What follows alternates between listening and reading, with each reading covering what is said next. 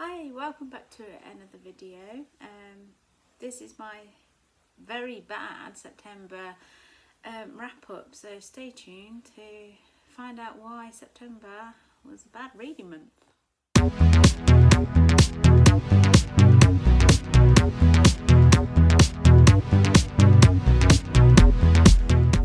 Hey everyone, so this is my September wrap up, which is probably going to be very short because I started reading a book, DNF'd that book because I really didn't like it, and then started, but still reading because I haven't quite finished my current read.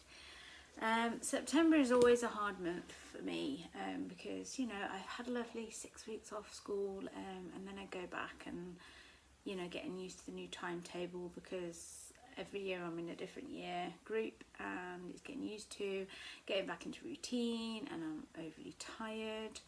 There are some things that did happen in September. The good thing that happened in September, we adopted 3 kittens. We named them Willow, Joey and Felix, but unfortunately Felix was a very sick kitty and he didn't live very long, bless him. So yeah, and something else that also happened that I'm not quite ready to talk about yet, but I'm sure I will do in time in a vlog or something. So yeah, that's been my September since my last video.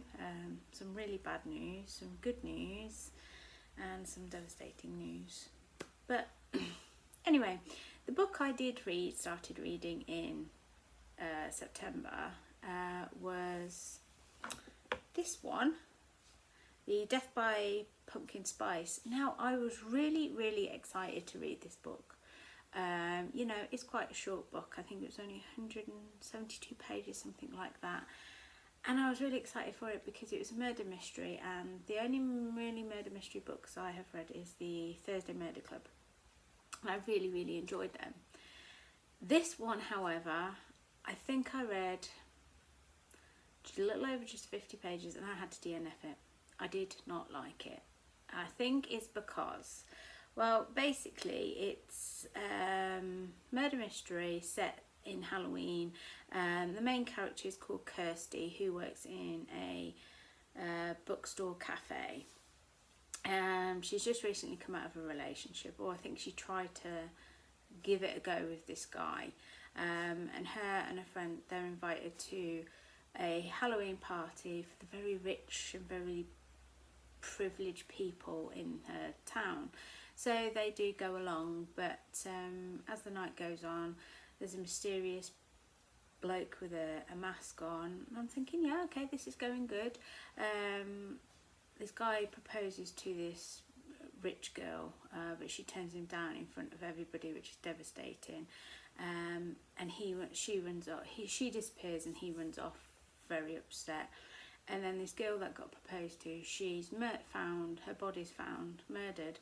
And I'm thinking, yeah, this, you know, it's getting on. It's getting on. It's moving quite quickly.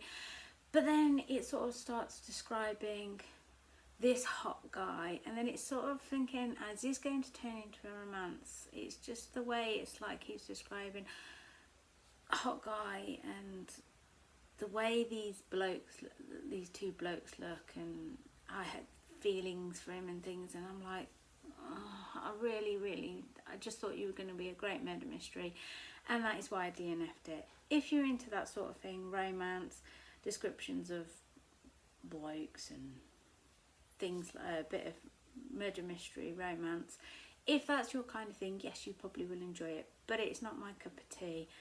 So yeah, I had to DNF it because I'm thinking I really can't, and it put me in a reading slump as well, which really annoyed me. So yeah, I had that on my Kindle.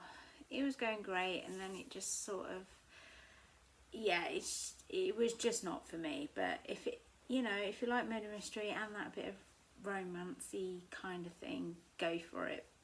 If you do or have, and you've enjoyed it and you've got a different opinion to me, let me know. Let me know what you think. But yeah, it just wasn't for me. I DNF'd it just over 50 pages.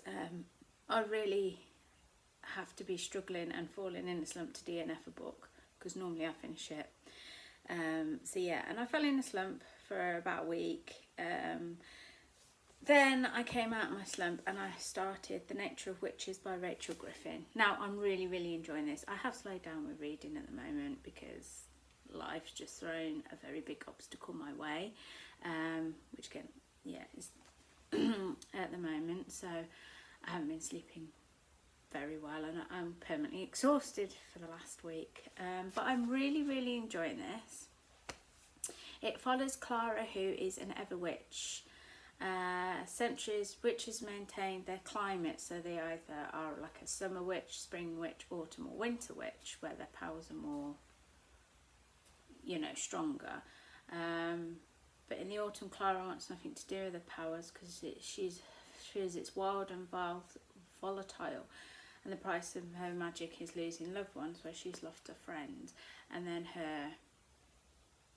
she's fell out with one of her friends / girlfriend as well. But yeah, I'm really enjoying it. Unfortunately, one of the teachers, excuse that, that's one of my kittens. If she comes over, I might show you. But yeah, I'm really liking it.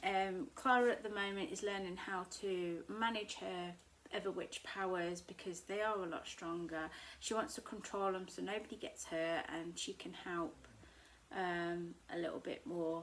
But she's kind of also isolated because she lives in her own cottage.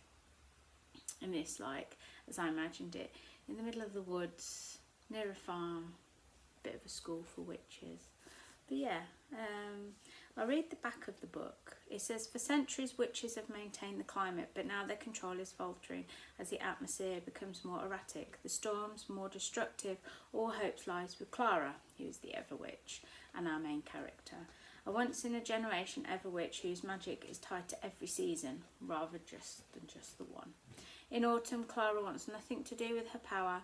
It's wild and volatile, and the price of her magic, losing the loved ones she loves, is too high, despite the need to control the increasingly dangerous weather. In winter, the world is on the edge of disaster. Fires burn, storms rage, and Clara accepts that she's the only one who can make a difference. In spring, she falls for Sang, the witch training her. As her magic grows, so do her feelings for him, until she's terrified Sang will be the next one she loses. In summer, Clara must choose between her power and her happiness, her duty and the people she loves, before she loses Sang and her magic and the world is thrust into chaos. So yeah, as you know me, I love a witchy read. It's probably one of my favourites, alongside other genres, but yes, I do love a witchy read. I thought it was perfect because the cover is very autumnal with the autumnal leaves, and yeah, it's very cozy and I'm enjoying it. I'm only on page 142 so far, but yeah, I haven't finished it for September, but I thought I'd give it a bit of a mention, because I'm sure we've all got into a reading slump before, and it's like, how do I get out of this reading slump? I always go to a witchy book or a historical fiction.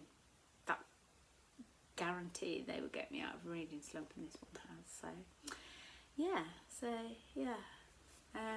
It may look like I have a good reading month every month, you know, especially in August. But no, I do have my reading slumps, and this is the first big one I have had in a very long time. So yeah, that's just a quick catch up of disappointing September, but then obviously turned it around with The Nature of Witches. So yeah, nice short video today, guys, and I'll be back again with another video very soon. Bye.